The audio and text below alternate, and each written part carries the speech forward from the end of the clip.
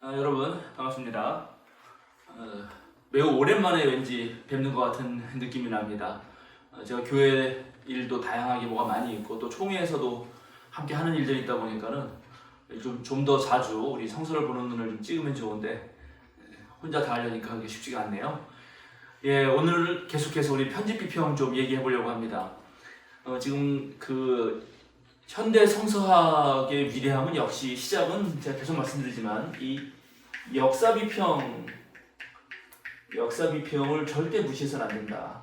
저는 이렇게 생각합니다. 역사 비평이라는 게 뭐 역사적으로 진짜 사실을 다 이렇게 하나하나 아주 팩트를 찾아내자 그런 얘기라기보다는 어쨌든 성서가 고대 문헌이라면 그때 쓰여진 상황을 반드시 고려해야 한다라는 것을 깨달았다는 거죠. 이게 무척 중요하다는 얘기입니다. 양식 비평이 이제 이 역사 비평의 문을 열었다고 보여지는데 그것은 이걸 맨 처음에 어떤 이야기나 사건이 발생하면 그것을 전하는 사람들이 있고 구전에서 구전되다가 어느 시점에 기록될 거란 말이죠. 그래서 맨 처음에 발설된 지점 그리고 그것이 구전되는 그때 상황 그리고 최종 기록될 때까지 그때 각각의 삶의 자리와 역사적 층위들이 있고 또 그렇게 구전되기 위해서는 일정한 양식이 필요한 거죠. 그냥은 잘 안 이어지니까요. 재미있는 이야기라든가 역사서술이라든가 민담 말씀드렸죠. 계속 비유라든가 이런 것을 통해서 이제 역사적 자리를 찾아줬다는 것이 위대한 양식 비평의 그런 역할이었다면 이제 그렇게 다양한 양식으로 된 짤막짤막한 이야기 모음집을 하나의 복음서라든가 또는 사도행전과 같은 그런 무슨 일종의 역사서술과 비슷한 그런 식으로 모았을 때 그 모은 사람들의 신학적 의도를 밝혀준 것이 바로 편집 비평이라고 하는 또 위대한 비평 방식입니다. 역사 비평의 꽃이라고 부를 수 있죠. 이 편집 비평은 나중에 사회학적 비평으로 더 한 단계 업그레이드 되고요. 그리고 이제 제가 창문과 그릇과 거울이라고 하는 것으로 성경을 보자라고 했는데 이건 창문으로 보는 거죠. 역사 비평은. 그런데 그릇으로 볼 때도 이 편집 비평은 나중에 신학자가 이것을 어떤 의도로 가지고 재배열했는데 배열할 때도 그냥 배열한 것이 아니라 상당한 문학적 기법을 썼다는 것을 알게 되고 그것은 이 문학 비평의 영역을 또 열게 됩니다. 그래서 나중에 이제 내러티브 비평이라고 서사 비평 또는 서술 비평이라고 부르는데 그런 것에 엄청난 영향을 주게 되고 그것이 이제 미국의 신문학 비평 1970년대 신문학 비평과 연결되면서 훨씬 더 확장된다고 할 수 있습니다. 지난 시간에는 양식 비평과 비교해서 삶의 자리가 양식 비평은 처음에 그 사건과 또는 구전하던 사람들의 자리였다라고 하면은 편집 비평은 복음서는 복음서 또는 무슨 사도행전 또 그다음에 구약의 오경이면 오경에 대한 문서들 그 문서를 최종적으로 우리가 보는 이 책으로 편집한 사람들의 삶의 자리였다. 그리고 그때 최종 편집한 사람들의 신학을 알게 됐다는 것이 가장 큰 차이라고 말씀드렸습니다. 그렇게 발견되는 과정들을 오늘은 조금 더 세부적으로 성경을 직접 보면서 살피려고 합니다. 우리가 이제 요 편집 비평을 할 때 제가 제일 많이 잘 드는 예는 역시 복음서입니다. 저는 기본적으로 역사적 예수, 우리가 예수가 그리스도다라는 고백 위에 세워진 종교이기 때문에 예수님에게 관심이 많은데 예수님을 알려면 당연히 사복음서를 알아야 되기 때문에 제가 복음서를 되게 좋아하는데 편집 비평 또한 복음서로 사례를 들면은 아주 재밌게 볼 수 있습니다.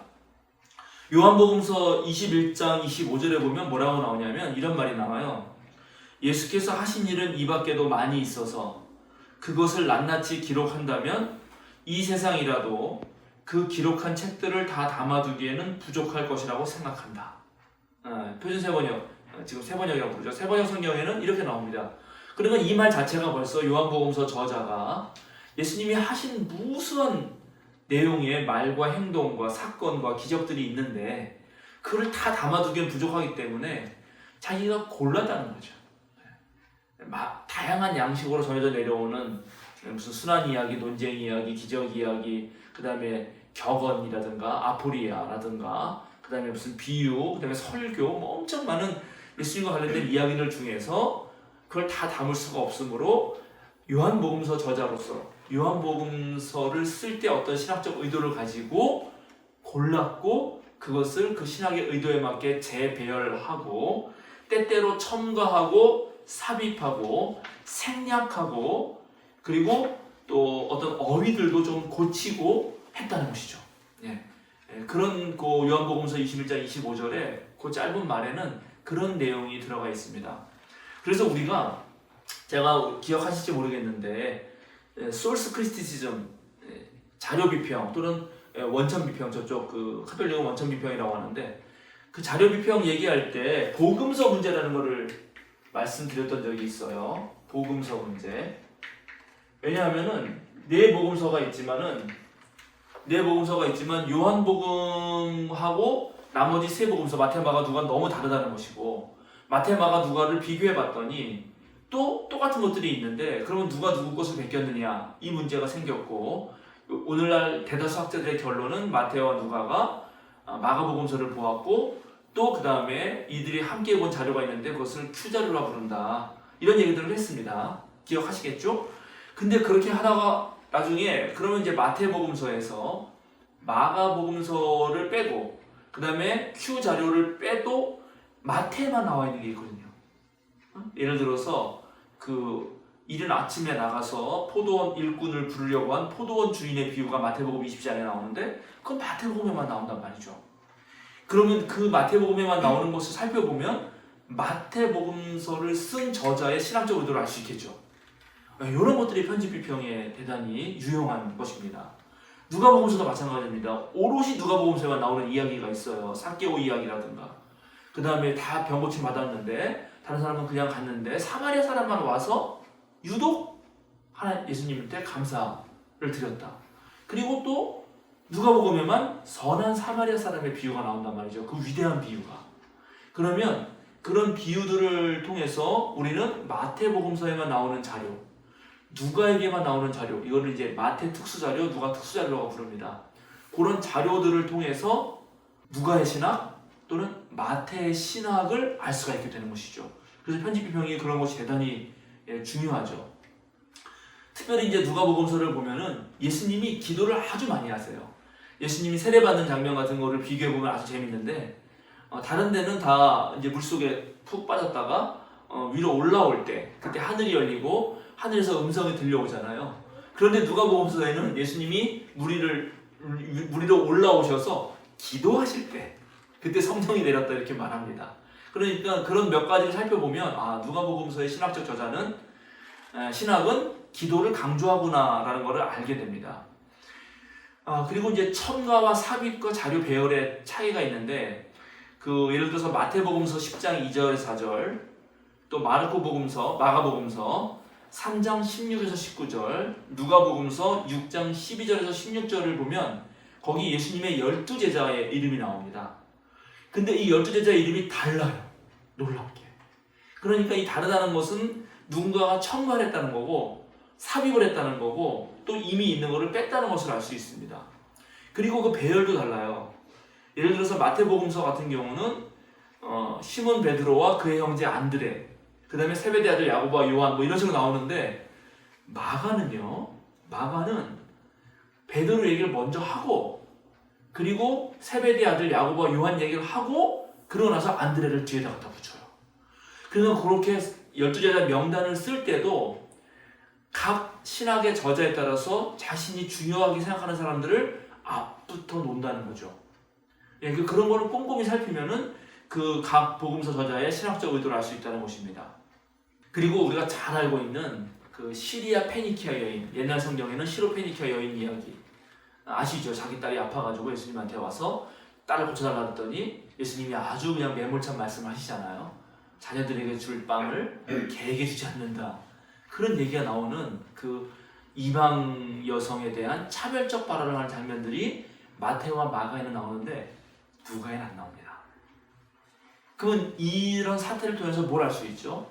아마도 누가복음서를 썼던 저자는 이방인들에게 상당히 호의적이었는데 이렇게 이방인을 멸시한 예수님을 소개하기가 어려웠을 것이다. 이런 신학적인 의도가 있지 않을까라고 학자들이 생각할 수 있다는 것이죠. 이런 것들이 중요하단 말입니다. 그리고 우리가 잘 알고 있는 이제 천국에 가까웠다. 회개하고 복을 믿어라 할 때 천국 말이에요. 천국. 하늘나라죠, 번역하면. 근데 하늘나라라는 용어는 마태복음에는 엄청 많이 나옵니다. 그런데 마가복음에는 거의 안 나와요. 거의 안 나오나? 하나도 안 나오나? 하여튼간. 그리고 대신 마가복음에는 전부 다 하나님 나라로 나오죠. 그런데 그게 마태복음으로 가면 하나님 나라는 적어지고 하늘나라로 나온단 말이에요. 그런 어휘를 살펴봐도 이 신학적 의도가 다르다는 걸 알 수 있죠. 그런데 놀랍게 요한복음에 가면 또 요한복음에도 하나님 나라는 안 나와요. 하늘나라도 안 나와요. 그 뭐가 대신 많이 나오냐? 영생이 많이 나와요. 영생.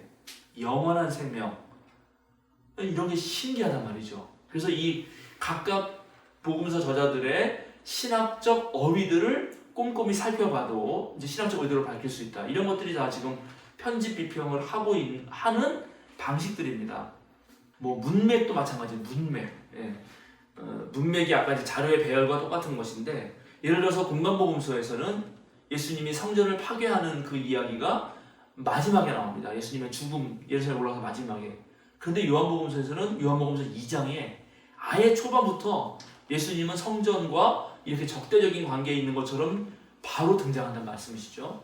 그러니까 이렇게 문맥도 달라지는 것이 또 신학적 의도가 있는 거고요. 그래서 이제 특별히 아주 꼼꼼히 살펴보면은 노골적으로 우리가 신학적 의도를 알 수 있는 부분이 있는데, 그것이 바로 네 복음서의 서문입니다.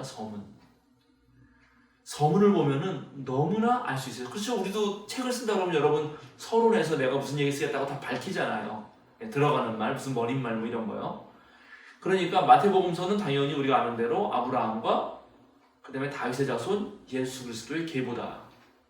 이렇게 벌써 다윗과 아브라함이라고 하는 유대에서 가장 존중받는 정치적 지도자와 종교적 지도자의 이름으로 내세우면서 시작합니다.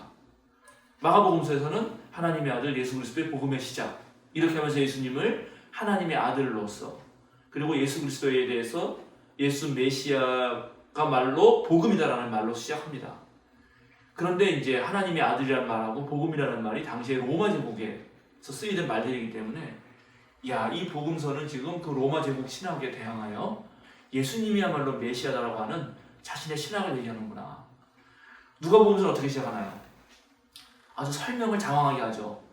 존경하는 데오빌로 가카에게 내가 이전에 모든 조사를 해봐가지고 당신도 예수님에 대해서 이미 알고 있긴 하는데 내가 조사를 철저히 해서 이렇게 차분히 자세하게 알려드리려고 합니다라고 뭔가 이 그리스도교를 소개하는 식으로 시작합니다. 그런데 그때 편지의 수신인이 데오빌로예요. 데오빌로. 이거는 뭐냐면 테오스라고 하는 신, 그리고 필리아라고 하는 사랑이라는, 그거를 다른 말로 바꾸면 경외한다라고 할 수 있겠죠. 하나님을 경외하는 사람이라고 하는 아주 독특한, 이게 고유 명사인 것처럼 보이지만 마치 보통 명사라고 해도 다름이 없는. 그러니까 이 책은, 이 누가복음서는 하나님을 경외하는 이방 신자들에게 그리스도교의 복음이 어떤 의미가 있는지를 밝혀주겠다라고 쓰는 것처럼 시작한단 말이죠. 요한복음서는 더 웅장합니다. 태초로 시작하죠. 태초에 엔 아르케, 그죠? 엔 호 로고스, 태초에 말씀이 계셨다. 완전히 이건 우주의 처음 시간부터 그 아무것도 없던 우주 태초 처음 시간에 말씀이셨다라고 하는 상당히 우주적이고, 그 다음에 구약의 창세기를 연상하게 만들면서 요한복음을 시작합니다. 그러니까 벌써 네 복음서의 서론만 봐도 이렇게 달라요. 결론도 당연히 보면 달라지겠죠. 그래서 이런 부분들을 참고하면서 이제 편집 비평을 시행해 가는 것입니다. 이 부분은 여러분도 얼마든지 할 수 있어요. 시중에 사복음서 대조표라고 하는 그런 책이 있거든요. 네 복음서를 다 일일이 비슷한 사건끼리 대조해 놓은 책이 있습니다. 그것들을 비교해 가면서 여러분이 꼼꼼히 살펴보면 마가의 신학은 이런 거겠구나, 누가의 신학은 이런 거겠구나, 마태의 신학은 이런 거겠구나, 요한의 신학은 이런 거겠구나 라는 것을 느낄 수 있게 됩니다. 그런 것들을 한번 도전해 보시기를 바라면서 오늘 편집 비평이 어떻게 진행됐고 또 어떤 방식으로 지금 연구를 진행하게 되는지를 말씀드렸습니다. 다음번에는 또 편집 비평, 계속 편집 비평은 아주 위대한 비평 방법론이기 때문에 조금 더 또 다른 사례들을 가지고 또 설명을 드리도록 하겠습니다. 여러분 감사합니다.